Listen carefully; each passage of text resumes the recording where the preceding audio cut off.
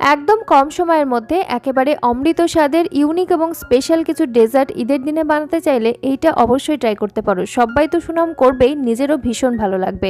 অল্প ঘিয়ের মধ্যে সেমাই ভালো করে ভেজে নাও, গোল্ডেন কালার ধরে গেলে এখানে কুচিয়ে রাখা বাদামগুলো দিয়ে দেবে। আমি দিয়েছি 2 রকম, তোমরা অনেক রকম বাদাম ব্যবহার করতে পারো।